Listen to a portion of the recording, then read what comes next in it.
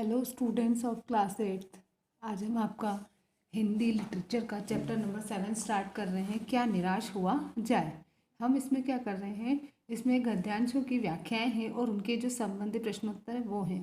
तो हम यहाँ पर देखते हैं कि मेरा मन कभी कभी बैठ जाता है। इसके जो राइटर हैं, इसके जो लेखक हैं वो है हजारी प्रसाद द्विवेदी, जो कि यहाँ पर बता रहे हैं क्या निराश हुआ जाए। मेरा मन कभी कभी बैठ जाता है। समाचार पत्रों में ठगी, डकैती, चोरी, तस्करी और भ्रष्टाचार के समाचार भरे रहते हैं। आरोप प्रत्यारोप का कुछ ऐसा वातावरण बन गया है कि लगता है देश में कोई ईमानदार आदमी तो रह ही नहीं गया है। हर व्यक्ति संदेह की दृष्टि से देखा जाता है। जो जितने ऊंचे पद पर है उसमें उतने ही अधिक दोष दिखाए जाते हैं। कि ये जो है, इसमें द्विवेदी जी कहते हैं कि आज हमारा जो सामाजिक जीवन है उसको देखकर मेरा मन जो है वो निराशा से भर जाता है। अगर हम समाचार पत्र देखें तो उसमें ठगी, डकैती, चोरी ऐसे बहुत सारे जो है खबरें उससे समाचार पत्र भरे हुए दिखाई देते हैं। लोग एक दूसरे की कमियों पर आरोप प्रत्यारोप करते हैं, उनके आचरण पर आरोप प्रत्यारोप करते हैं और ये कहते हैं कि कुछ ऐसा वातावरण बन गया है सभी लोगों को देखकर कि आज हमारे देश में चोर, डकैत, ठग, भ्रष्ट लोगों से ही पूरा देश भर गया है। हमारे यहाँ पर कोई ईमानदार आदमी तो बचा ही नहीं है। कि आज जो हर एक जो व्यक्ति है उस व्यक्ति की नीयत और उसके काम को लेकर लोग उस पर संदेह करते हैं, शक करते हैं।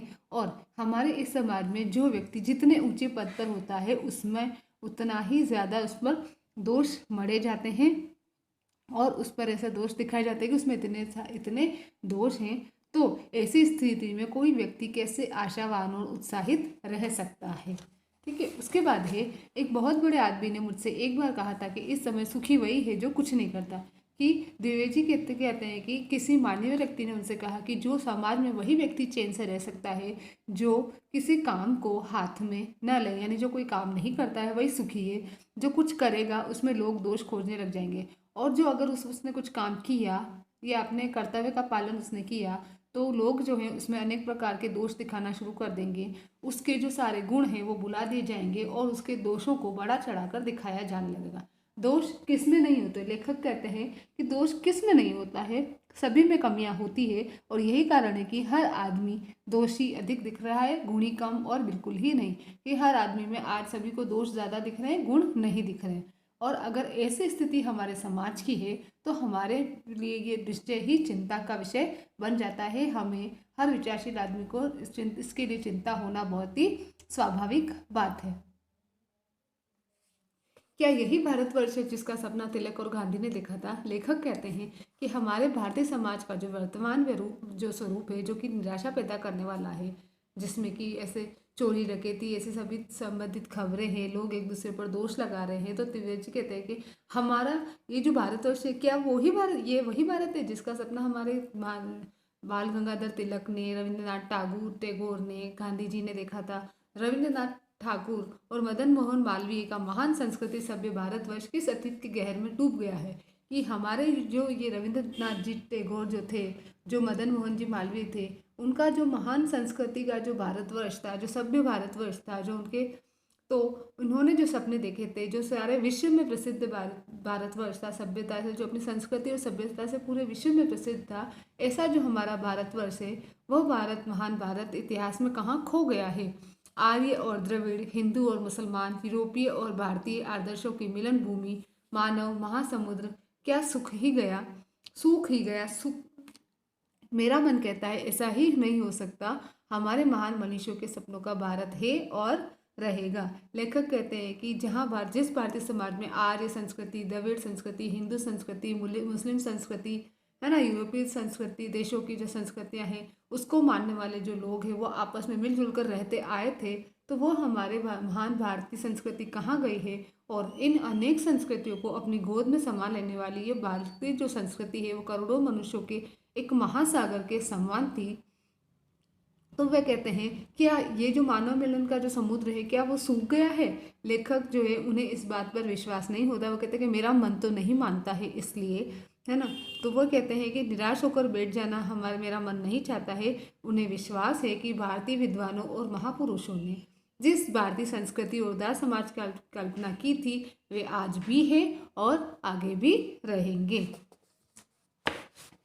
फिर कहता है लेखक, यह सही है कि इन दिनों कुछ ऐसा माहौल बना है कि ईमानदारी से मेहनत करके जीविका चलाने वाले निरीह और भोले भाले श्रमजीवी पिस रहे हैं और झूठ और फरेब का रोजगार करने वाले फल फूल रहे हैं। कि लेखक ये मानता है कि आज जो समाज का वातावरण है वो ऐसा है कि इसमें ईमानदार और परिश्रम से अगर कोई व्यक्ति काम कर रहा है, ईमानदारी और परिश्रम से, तो वो तो सीधे साधे लोग निर्बल हैं और निरंतर कष्ट को भोग रहे हैं। लेकिन जो व्यक्ति झूठ धोखेबाजी से काम ले रहे हैं उनकी खूब उन्नति हो रही है। ईमानदारी को मूर्खता का पर्याय समझा जाने लगा है। सच्चाई केवल भीरू और बेबस लोगों के हिस्से पड़ी है।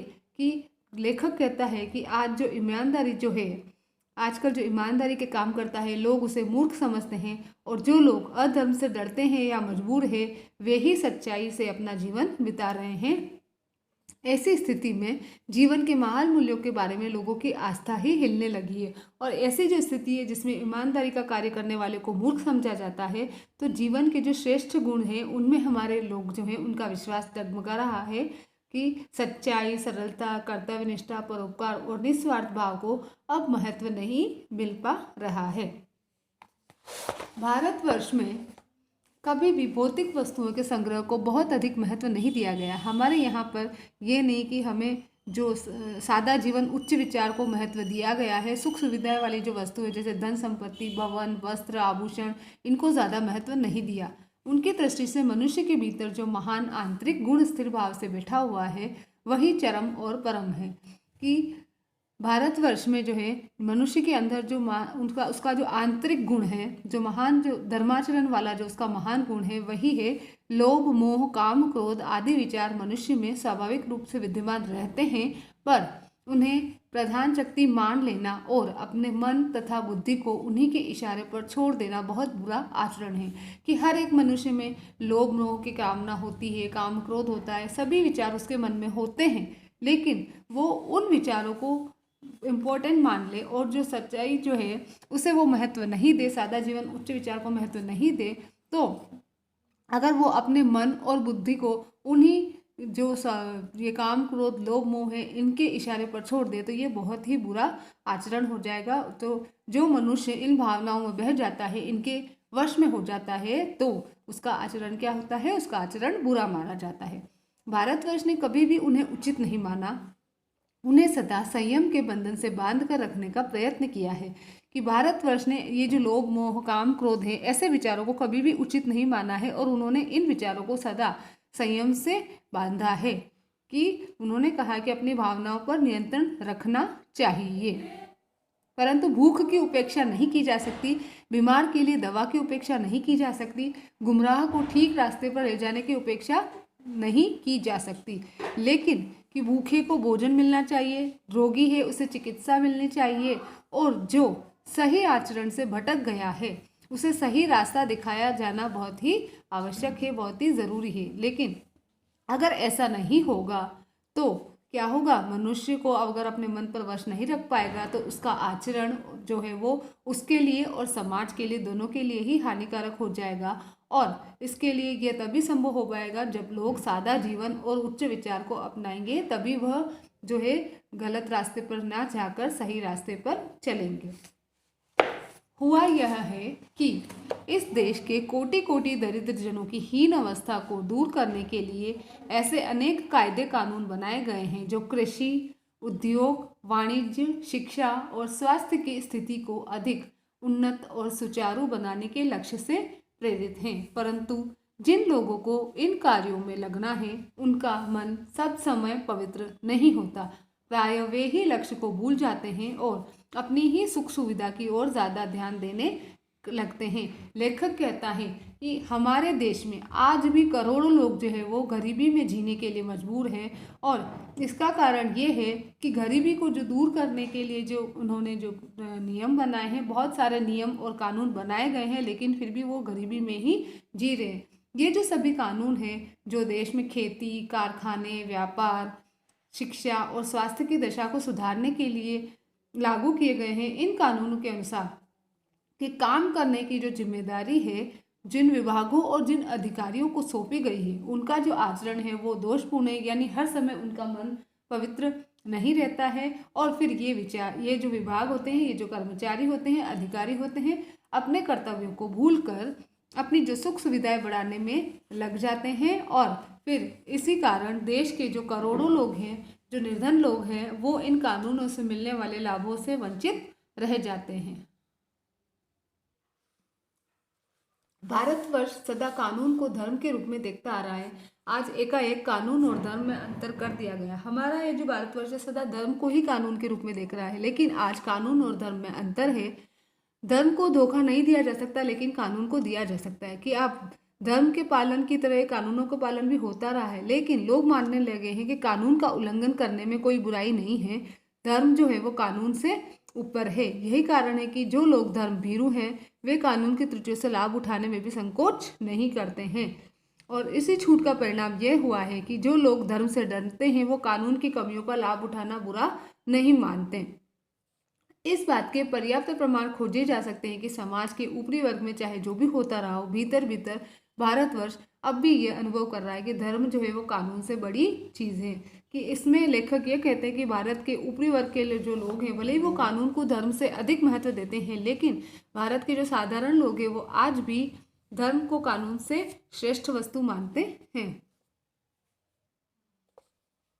अब भी सेवा, ईमानदारी, सच्चाई और आध्यात्मिकता के मूल्य बने हुए हैं। वे दब अवश्य गए लेकिन नष्ट नहीं हुए। लेखक कहता है कि आज भी जो बड़ी मात्रा में आप श्रेष्ठ कानून से धर्म का महत्व और उसके कानून से श्रेष्ठता के प्रमाण देख सकते हैं। साधारण लोग जो है वो अपने मन में ये अनुभव करते हैं कि दुखियों की सेवा करना, है ना, ईमानदारी से जीवन बिताना, सच्चाई पर चलते रहना और धर्म पर विचार विमर्श करते रहना महान मानवीय गुण है। आज भी वह मनुष्य से प्रेम करता है, महिलाओं का सम्मान करता है, झूठ और चोरी को गलत समझता है, दूसरे को पीड़ा पहुंचाने को पाप समझता है। हर आदमी अपने व्यक्तिगत जीवन में इस बात का अनुभव करता है। समाचार पत्रों में जो भ्रष्टाचार के प्रति इतना आक्रोश है वह यही साबित करता है कि हम ऐसी चीज़ों को गलत समझते हैं और समाज में उन तत्वों की प्रतिष्ठा कम करना चाहते हैं जो गलत तरीके से धन या मान का संग्रह करते हैं। कि आज भी जो है वो आदमी ये मानता है कि जो हमें निराश, भारतीय संस्कृति जो मानने वाले हैं वो दूसरों को कष्ट पहुंचाना बहुत बड़ा पाप समझते हैं। और यही देखते हुए लेखक का मानना यह है कि हमें निराश नहीं होना चाहिए, हमें समाज में अच्छे गुणों का सम्मान करना चाहिए। प्रतिदिन के जो समाचार पत्र में भ्रष्टाचार के प्रति जो आक्रोश दिखाई देता है वो यह प्रमाणित करता है कि गलत तरीकों से जो लोग धन इकट्ठा करते हैं वह गलत है, समाज उन्हें प्रतिष्ठा नहीं देता है।